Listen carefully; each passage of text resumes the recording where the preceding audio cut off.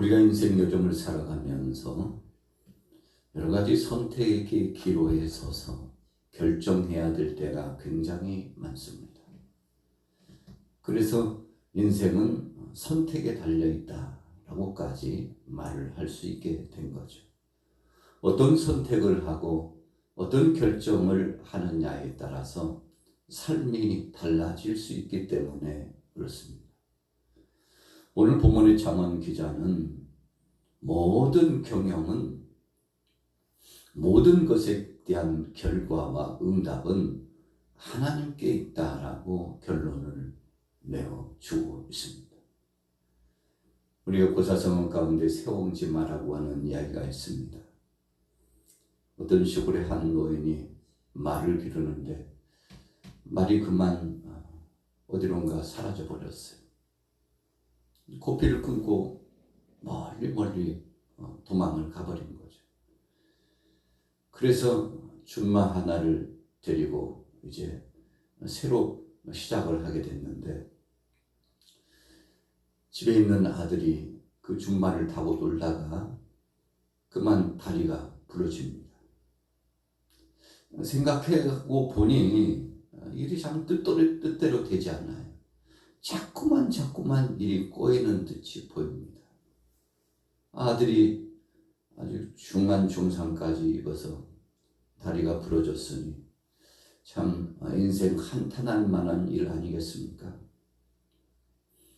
그런데 얼마 있다가 나라에서 전쟁을 대비하기 위하여서 징집 명령이 내려졌는데, 이 아들이 다리가 아주 심하게 다쳐서 부러져가지고 전쟁 징집 명령에 예배가 됐습니다.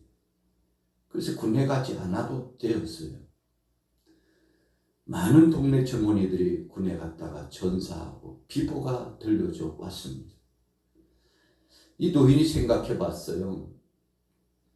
턱실하게 잘 기른 말이 집을 나갔을 때 눈물을 훔치고 마음 아파하고 조그만한 준말을 이제 하나 데려와가지고 새 출발을 했는데, 이야, 좋은 말이 집을 나간 것이 우리 가정을, 특별히 아들을 살리는 일이었구나 생각한 거죠.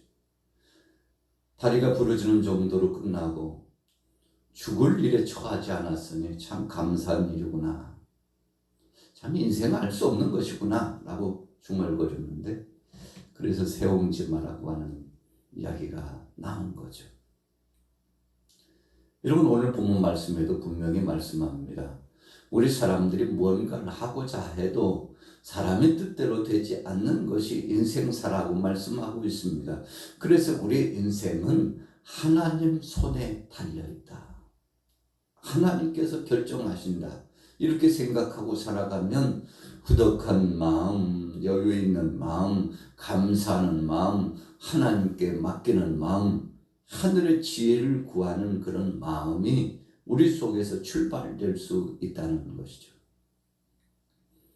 자, 본문 보세요. 2절에 사람의 행위가 자기 보기에는 모두 깨끗하여도 여호와는 심령을 감찰하시느니라. 너희 행사를 여호와께 맡기라. 그리하면 네가 경영하는 것이 이루리라.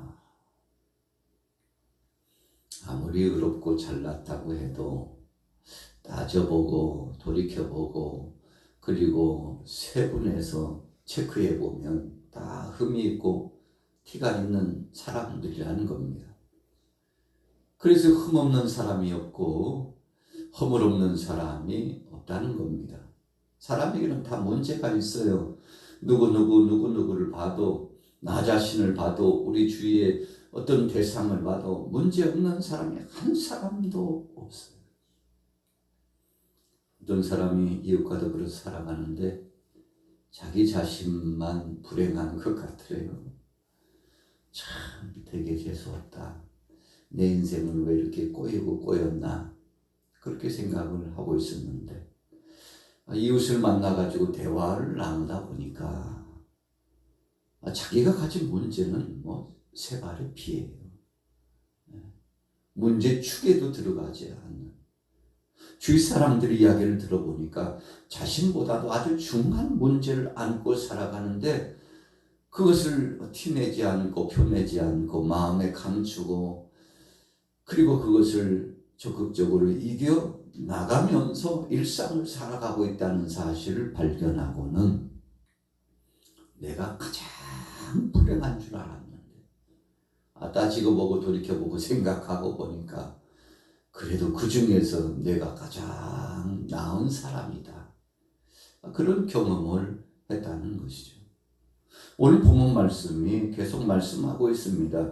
너희 행사를 여호와께 맡기라. 그리하면 네가 경영하는 것이 이루어지리라. 뭔가 뜻을 이루고자 하거든 그것 때문에 고통스러워하거나 괴로워하고 있지 말고 하나님 앞에 맡기고 때를 기다리면서 인내심을 갖고 살아가다 보면 언젠가는 좋은 날, 해뜰 날, 광명의 날, 기쁜 축제의 날이 분명히 온다는 사실을 말씀하고 있는 것이죠. 자, 4절 볼까요? 같이 한번 읽어볼게요. 4절 시작. 여호와께서 온갖 것을 그 쓰임에 적당하게 지으셨나니 악인도 악한 날에 적당하게 하셨느니라. 우리가 참 주위의 사람들을 보면 어떤 때는 하나님은 어디 계시나 저런 사람들을 안 잡아가고 저런 사람들을 하나님께서 징치하시고 심판하지 않고 하나님이 눈을 감으셨나 하나님이 졸고 계시나 주무시고 계시나 도대체 하나님 뭐하고 계세요? 여러분 그런데 오늘 본문에 분명히 하나님 말씀합니다.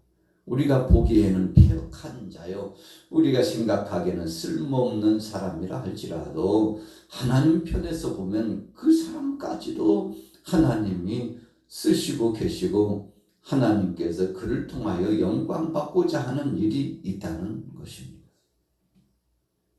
참 어찌 보면 말도 안 되는 이야기라고 할 수 있죠. 요나가 아수리의 수도 니느웨 성이 하나님의 긍휼하신 그 선하신 뜻 때문에 저들이 구원받고 용서받고 회복될 기회가 온 것을 알았어요.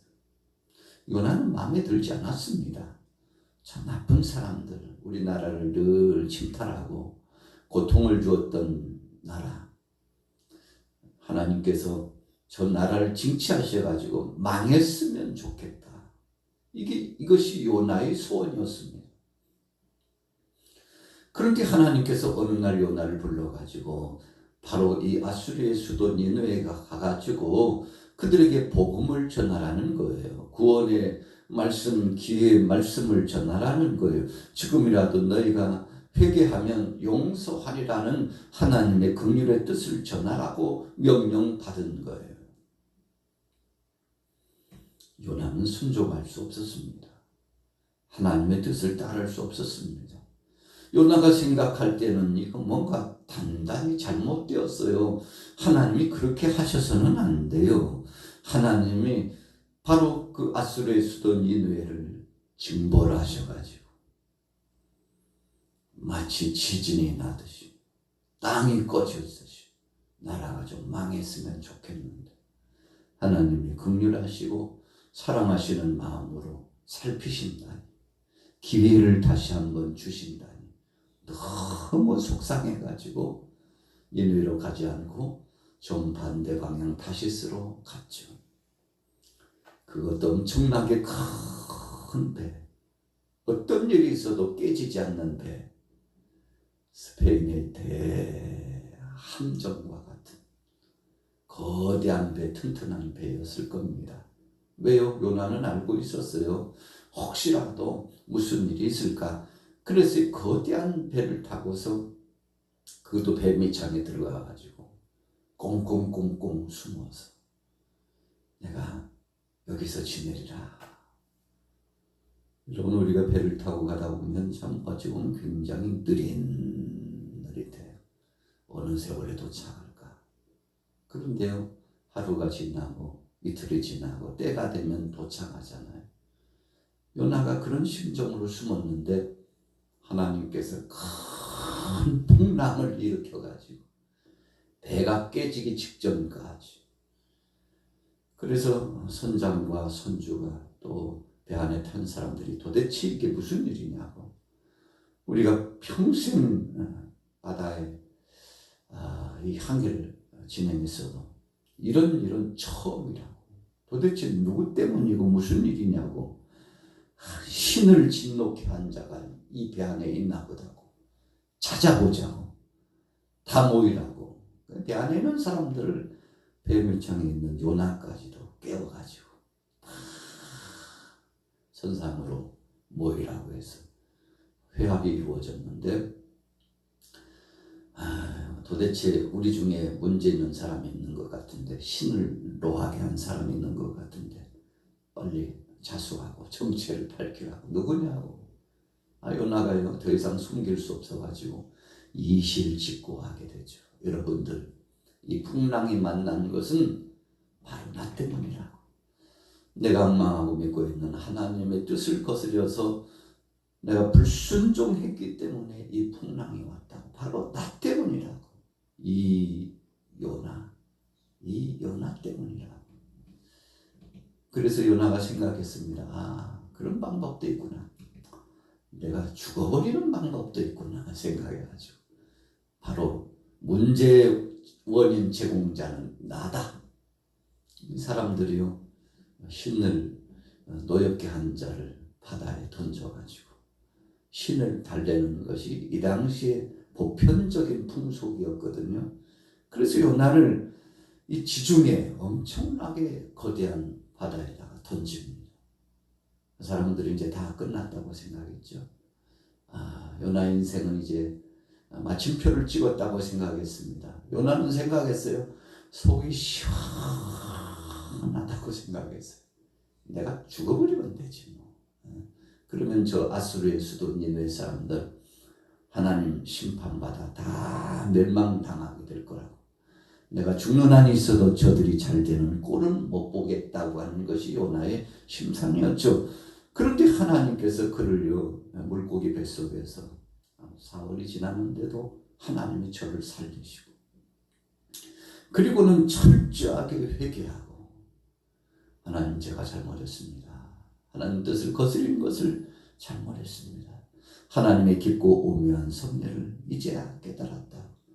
그래서 하나님께서 지중해 중에서도 니느웨에 가까운 곳에다가 요나를 토해내치도록 큰 물고기 명령하니까요, 그 멀고 먼 길 돌아 며칠씩 가야 되는 길목인데 그냥 거대한 물고기가 요나를 품고 가가지고 니느웨에 가까운 근동 지중해 바닷가에다 토해내니까 요나가 하나님 앞에 다시 한번 각성하고 변화를 갖고 새 마음을 갖고 나가서 복음을 전하기 시작하는데, 하루길만 전했는데도요, 니느웨 사람들이 그 복음을 듣고 하나님의 경고의 말씀을 듣고서 가슴을 치면서 왕부터 시작해가지고 심지어는 종들 짐승까지 베옷을 입고 재에 앉아가지고 회개가 터져 나오는데, 요나가 깜짝 놀랐죠. 여러분, 그런 것입니다. 우리는 안 되기를 바라지만 하나님은 되기를 바랄 때가 많다는 것입니다. 그래서 우리의 생각과 하나님의 생각은 달라요. 하나님의 뜻과 우리 뜻이 다르다는 것을 알아야 됩니다. 그래서 우리가 하나님 앞에 맡기고 살든지 죽든지 무슨 일을 만나든지 주님 하시옵소서. 여러분, 이렇게 살아가면 인생은 편한 겁니다. 인생은 형통할 수밖에 없는 겁니다. 되는 것도 하나님 뜻이요, 안 되는 것도 하나님 뜻이라는데 불평할 게 없잖아요. 늘 감사할게요. 안 되는 것 자체도 하나님의 뜻이라고 생각하는 믿음이야말로 신앙의 최고봉인 것입니다. 여러분, 그래서 우리 신앙인들은 초월적인 믿음을 사는 겁니다. 세상이 어떻게 흉흉하고 어떤 모습으로 돌아가든지 간에 여러분, 우리는 어떤 때 하나님의 뜻을 월권해 가지고 내가 세상을 바꾸려고 그래요. 내가 사람을 바꾸려고 그래요. 그래서 문제가 일어나는 겁니다. 나 아니면 안 된다고 생각하고 내가 해야 된다고 생각하니까 공동체가 풍지박산이 나고 여러분 가정에서 또 생업의 현장에서 지역에서 나라 안팎에서 엄청난 문제가 소용돌이 치는데 그렇게 소용돌이 치는 이유는 내가 하려고 하기 때문에 내가 하려고 하는 사람이 많아지기 때문에 그렇게 되는 겁니다. 그래서 오늘 5절에 보세요. 5절부터 읽습니다. 시작. 물은 마음이 교만한 자를 여호와께서 미워하시나니 피차 손을 잡을지라도 벌을 면하지 못하리라. 인자와 진리로 인하여 죄악이 속하게 되고 여호와를 경외함으로 말미암아 악에서 떠나게 되느니라. 여러분 그렇습니다. 악에서 떠나고 하나님께 딱 맡기고 내가 하려고 하지 말고 하나님 하시옵소서 하고 때를 기다리면 그때가 1년이든지 10년이든지 100년이든지 그냥 하나님 앞에 맡기고 내가 할 일을 충성되게 하면서 믿음을 지키고 나가면 언젠가 보란듯이 놀랍고 경이로운 역사로 하나님께서 회복시켜 주신다는 거예요. 그래서 하나님께 맡기면 심지어 원수도 돌아온다고 그랬죠. 오늘 본문에 보니까 7절에 사람의 행위가 여호와를 기쁘시게 하면 그 사람이 원수라도 그와 더불어 화목하게 하시느니라. 문제의 근본이 눈 녹듯이 싹 녹아지는 역사. 오늘 여러분들요 금요일 아침을 만났습니다. 10월 24일 이 금요일 아침에 점점 겨울이 가까워지고 날씨가 제법 쌀쌀해졌어요. 이제 영도까지 또 내려간다고 그러지 않습니까? 여러분 하나님의 시간표는 계속 찰칵찰칵 가고 있어요. 우리가 막을 길이 없습니다. 하나님이 하시도록 아멘 하고 살면 되는 거예요. 여러분 오늘 하루도 여러분들의 생업, 삶 속에 기적을 체험하고 오늘 이 아침에 기도할 때 응답받는 놀라운 은혜가 넘치시기를 예수님의 이름으로 축원합니다.